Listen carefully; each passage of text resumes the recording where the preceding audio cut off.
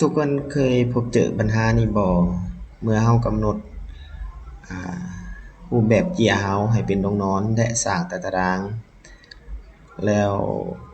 เราอยากกลับไปใช้ในรูปแบบที่เป็นดวงตั้งเนาะแล้วมันจะเป็นรูปแบบลักษณะแบบนี้ปัญหาที่หลายๆคนอาจจะพบเจอเนาะคือแต่ตารางนี่นะเนาะมันจะกลายออกไปบางคนจะนำใช้วิธีการยับห้องแบบซี้เนาะข้าพเจ้าคิดว่ามันอ่าจะยับบ่ได้ดอกเพราะว่ามันก็กลายออกจากขอบเขตที่เราตั้งไว้หลายบางคนก็กลับให้มาเป็นดวงนอนคืนเนาะแล้วก็ปรับตารางประมาณนี้เนาะให้เป็นประมาณนี้แล้วก็ยับมันเข้ามาเป็นประมาณนี้เนาะให้เป็นประมาณนี้เนาะแล้วก็มาเปลี่ยนเป็นรูปแบบเนาะก็สิประมาณนี้เนาะอันนี้ข้าพเจ้าบ่แนะนำเด้อเนาะ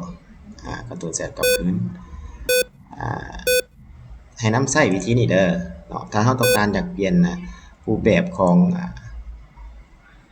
กระดาษของเราเนาะเลือกเป็นดวงตั้งเนาะมันเป็นลักษณะแบบนี้ให้มาเข้าที่กดเข้าที่นี่เนาะกดเข้าไปกดเข้าไปนี่เข้าเรื่องนี้เนาะหลังจากนั้นแหละก็กดเข้าที่ Layer แล้วก็มาเลือกคำว่า Auto Fit มาเลือกคำว่า Auto Fit Window เห็นบ่เพียงแต่ส่ำนี้ตารางเราก็ปรับอยู่ในขนาดขอบเขตเนาะอ่าขอบเขตเจี้ยหรือว่าขอบเขตที่เราได้กำหนดไว้เนาะสำหรับคลิปวิดีโอนี้ก็มีเพียงแต่ส่ำนี้เนาะขอบใจ